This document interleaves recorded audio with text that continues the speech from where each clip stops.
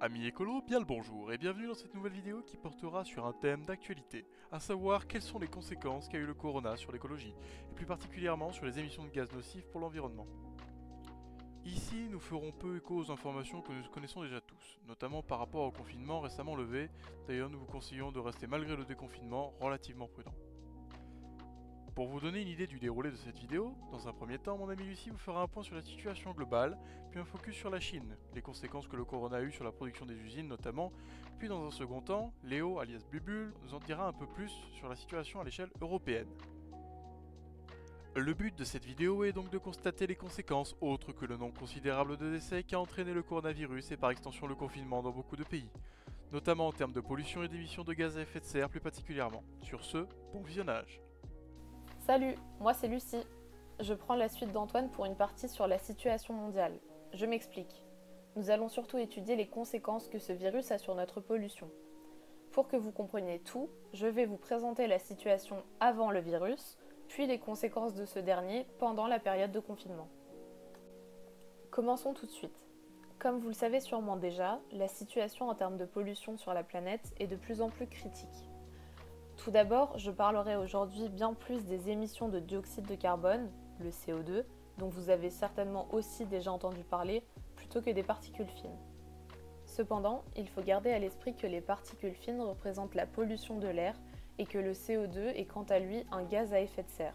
Les gaz à effet de serre, il y en a plusieurs, mais je reviendrai plus tard sur le fait que nous nous intéressions en particulier au dioxyde de carbone. Même si nous parlerons aujourd'hui beaucoup moins des particules fines que du CO2, je vous mets une carte pour vous faire une idée. Voici donc une carte du niveau moyen annuel de particules fines en 2017. Pour ce qui est des émissions de particules fines, si cela vous intéresse de vous renseigner en temps et en heure, l'Organisation mondiale de la santé a une carte interactive qui vous informe de l'état de l'air dans le monde. La conclusion de l'OMS en 2016 était déjà que la majorité d'entre nous, soit 92% de la population mondiale, respirait déjà un air trop pollué, pouvant avoir des répercussions sur notre santé. Ceci étant, la pollution dont nous allons parler aujourd'hui est celle du dioxyde de carbone et non pas celle des particules fines. En effet, la pollution de l'air qui met en danger la planète, les écosystèmes et alimente les catastrophes naturelles se mesure surtout avec les émissions de CO2. Le dioxyde de carbone n'est pas le seul gaz à effet de serre. Le méthane joue aussi une importance capitale dans le processus du réchauffement climatique. Cependant, nous produisons 4 fois plus de CO2 que de méthane et ce dernier ne reste que 20 ans dans l'atmosphère contre 200 pour le CO2. C'est pour cela que nous concentrons nos efforts et informations sur les émissions de dioxyde de carbone. S'affiche maintenant une carte du réchauffement climatique dans le monde. Cette carte date de 2016 et nous offre une vue globale. Elle est intéressante car on peut voir chaque pays au cas par cas. La carte montre l'évolution de nos émissions de CO2 sur 25 à 26 ans. Nous pouvons voir que les émissions de l'Europe, de l'Amérique du Nord et de la Russie majoritairement ont baissé, tandis que celles de la Chine, de l'Arabie Saoudite et de l'Oman ont largement augmenté. Je vous laisse le temps d'observer un peu la carte et je vais ensuite vous parler d'un graphique. Ce graphique de 2018 est la transition parfaite pour le sujet qui va suivre, c'est-à-dire une étude plus rapprochée du cas de la Chine, premier pays en proie à la pandémie. Sur ce graphique, nous pouvons observer nettement une domination de la Chine ces dernières années sur l'émission du dioxyde de carbone. Nous pouvons également remarquer une baisse des émissions américaines et européennes ou encore nous attarder sur la montée inquiétante du chiffre indien. Mais le pic majeur qui se détache est quand même le taux chinois. Étant donné que le virus a commencé à se propager et faire des siennes en Asie, je vous propose de remonter aux sources avec un focus sur la Chine. Sur la carte de la Chine qui s'affiche derrière moi figure l'évolution de la concentration en CO2 dans l'air en un mois. L'évolution est nette, sans appel. Les zones les plus peuplées sont descendues de plus de 500 micromoles par mètre carré à 125 micromoles par mètre carré. Mais resserrons l'étude de manière plus précise. Je vais vous présenter l'évolution dans le détail en vous expliquant tout d'abord la situation avant, puis pendant cette crise sanitaire que nous vivons tous. Rassurez-vous, je vous passe les gestes barrières. Comme nous pouvons le voir sur ces deux graphiques, qui datent respectivement de 2015 et 2017, la Chine est une pollueuse de premier plan et concurrence largement les États-Unis pour ce qui est des émissions de CO2. Nous pouvons noter que la Chine est passée de 24,1% à 30% des émissions en seulement 2 ans. En somme, la Chine a gagné presque 6% sur son taux d'émission, soit plus d'un tiers de la pollution des USA. Cette puissance asiatique est donc devenue la première plus grande pollueuse mondiale avec son développement rapide. Je vais maintenant vous présenter les conséquences des mesures imposées par le gouvernement chinois à la suite de la propagation du virus. L'effet positif de ce virus est de réduire de manière significative le nombre d'émissions de CO2 en Chine, comme nous l'avons vu sur la première carte. Les raisons, les voici. La productivité des usines chinoises a beaucoup diminué. C'est l'un des facteurs de la baisse de pollution. L'autre grand facteur est la réduction d'utilisation de tout type de transport, public comme privé, ce qui a fait chuter drastiquement les émissions de CO2 en Chine de 100 millions de tonnes métriques.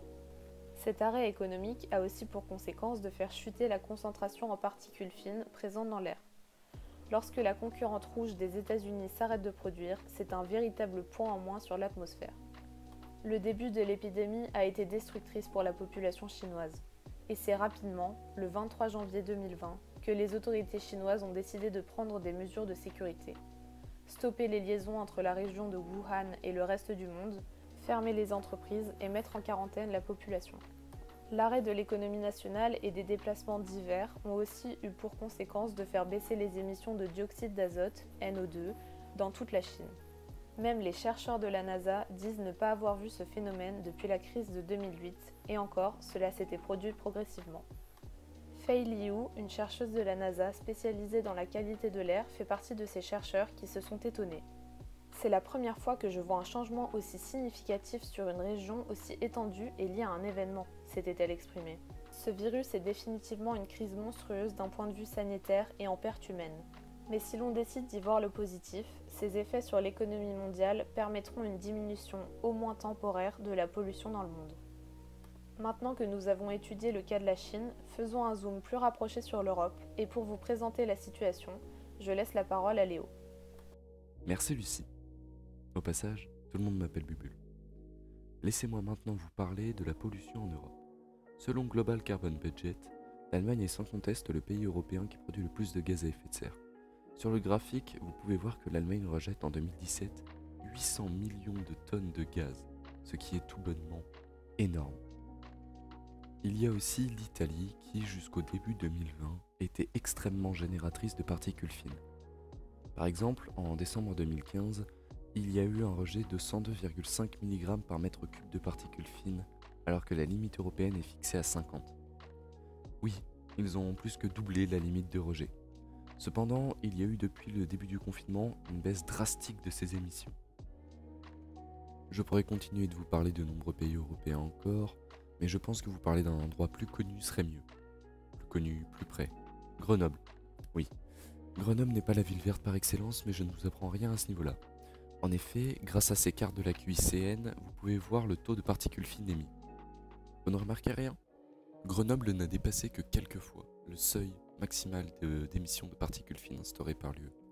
Ce qui prouve que non seulement Grenoble est pollué, mais que c'est loin d'être le pire, et c'est ce qui est inquiétant justement. Pour la suite, je vais laisser la parole à Antoine.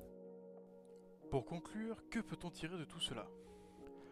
Malgré toutes les pertes que nous déplorons malheureusement au niveau du bilan humain, ce confinement nous a montré que bien des maux en lien avec les usines qui produisent des tonnes et des tonnes de gaz à effet de serre pourraient nous être évités. Beaucoup de ces émissions sont causées par l'industrie du textile.